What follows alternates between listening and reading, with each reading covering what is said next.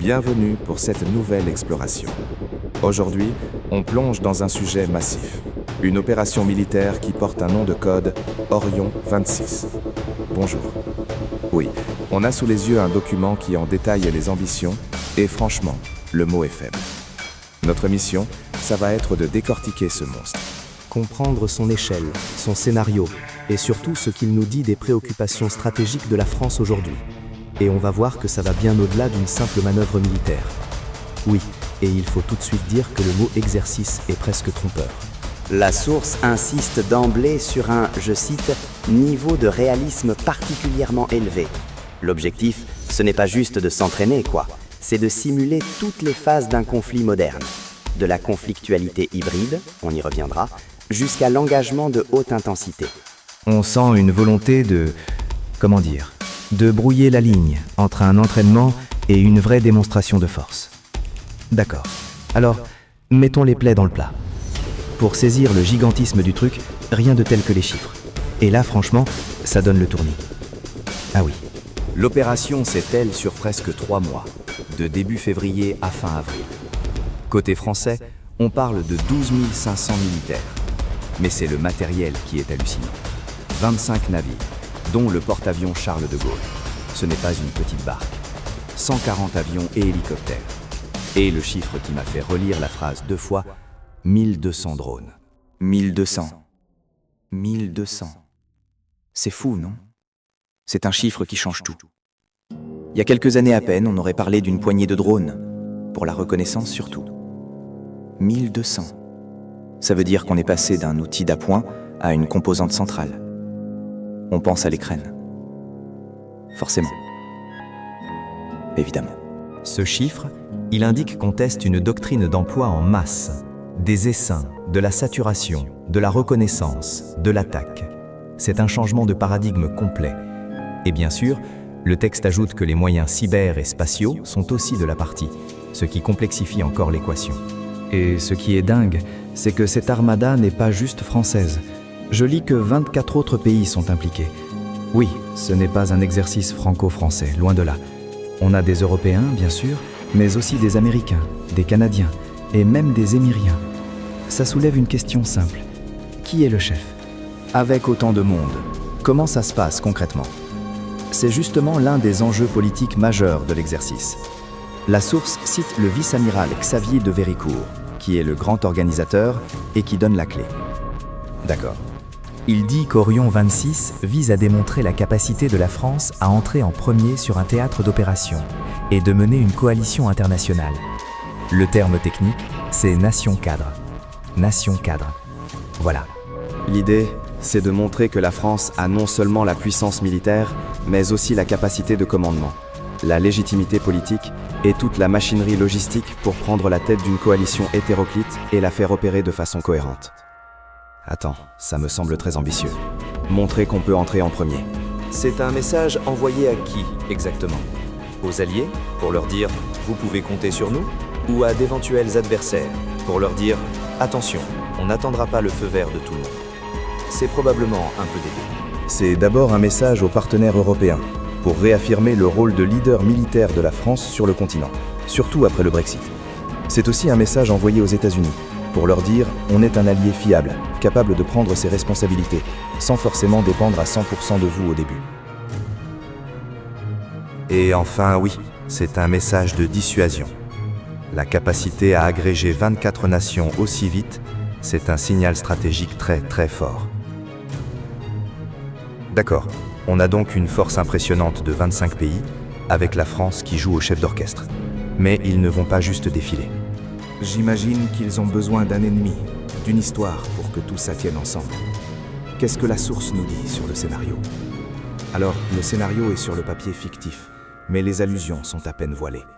On a 2 pays imaginaires. D'un côté, Arlan, un État partenaire, l'allié qu'il faut défendre. Et de l'autre, son voisin à l'Est, un État puissant et expansionniste, nommé Mercure. Mercure, un voisin puissant à l'Est, avec des vues expansionnistes.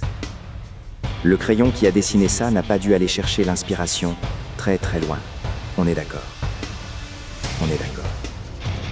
Et d'ailleurs, le texte ne laisse aucune place au doute. Le même vice-amiral de Verico récitait, et c'est très éclairant. Il dit « Le scénario Orient 2026 s'inspire directement d'un scénario élaboré par l'OTAN. » Ah, voilà. Donc ce n'est pas une fiction sortie de l'imagination des stratèges français. C'est une adaptation d'un plan de contingence de l'Alliance. En clair, on ne s'entraîne pas à une situation abstraite. On répète une réponse à une menace jugée crédible au plus haut niveau de l'OTAN.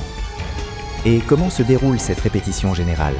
La source parle de 2 phases bien distinctes. Ça m'intrigue.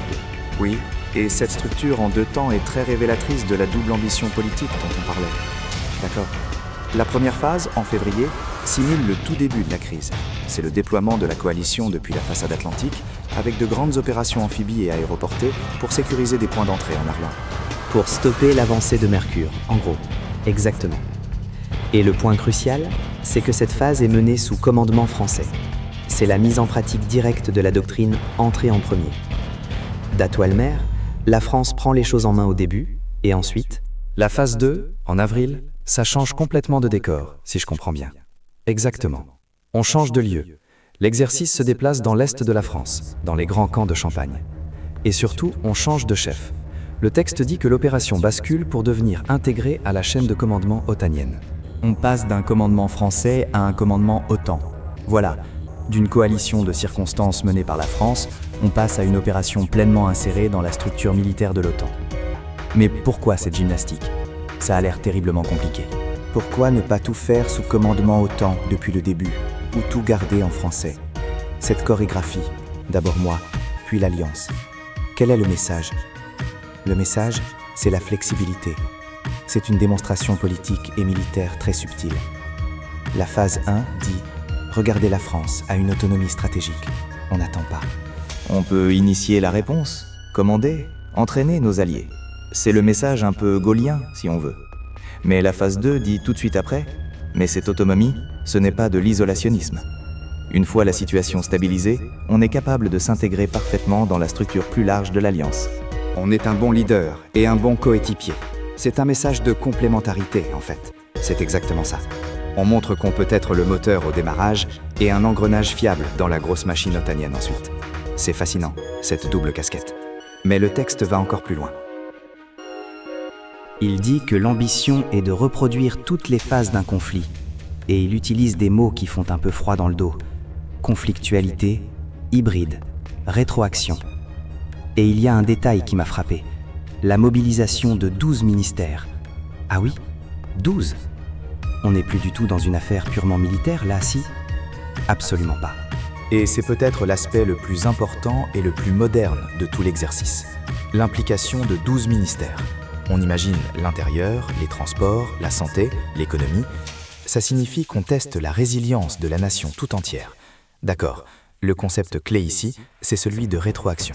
C'est le terme utilisé pour décrire les actions hostiles que mènerait Mercure, non pas sur le champ de bataille en Arlin, mais directement sur le territoire français.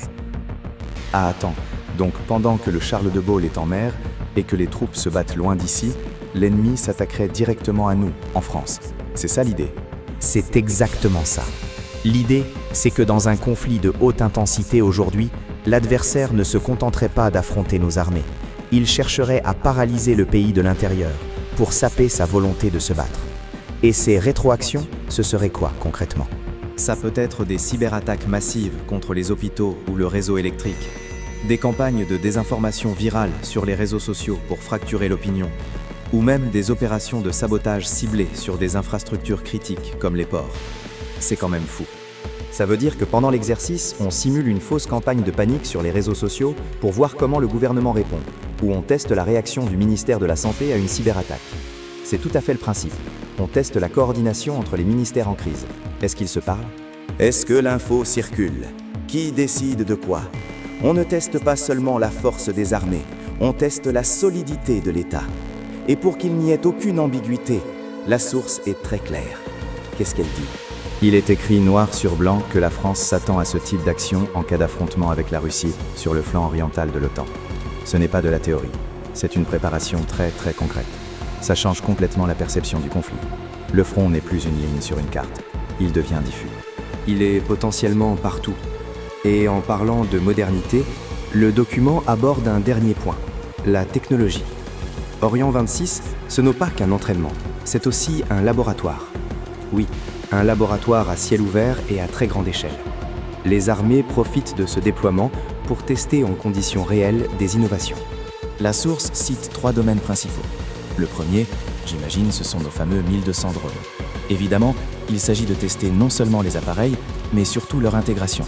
Comment faire opérer ensemble des drones de reconnaissance, d'attaque, logistique. Comment les protéger du brouillage ennemi.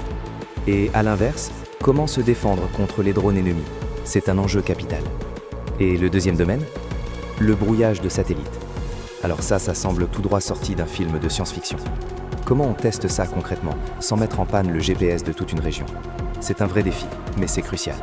Nos armées sont ultra dépendantes du GPS pour tout. La navigation, le guidage des munitions. Priver l'adversaire de son GPS ou protéger le nôtre, c'est un avantage décisif. Les tests se font dans des bulles géographiques très contrôlées. D'accord, pour tester la capacité à opérer en mode dégradé, j'imagine. Exactement. Et le troisième domaine, c'est la guerre électronique au sens large. Intercepter les communications ennemies, brouiller leurs radars. C'est la bataille invisible. Donc oui, Orion, c'est une double plateforme. On s'entraîne avec les outils d'aujourd'hui, tout en expérimentant ceux de demain. Si on essaie de rassembler toutes les pièces, Orion 26, c'est bien plus qu'une manœuvre. C'est un exercice militaire colossal, international, ultra réaliste. Il teste la capacité de la France à jouer les leaders d'une coalition, avant de se fondre dans le commandement de l'OTAN. Mais ce qui est peut-être le plus marquant, c'est cette répétition générale pour une guerre hybride, où tout l'État, bien au-delà des armées, doit être capable de se défendre.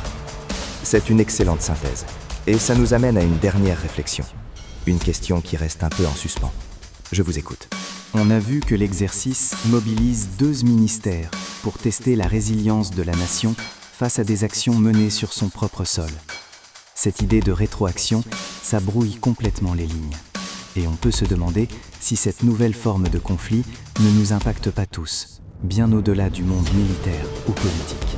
Si un conflit moderne se joue aussi avec des attaques informationnelles sur les réseaux sociaux, des cyberattaques contre nos services du quotidien, est-ce que finalement, chaque citoyen, qu'il le veuille ou non, ne devient pas un acteur ou même une cible sur cette nouvelle ligne de front ?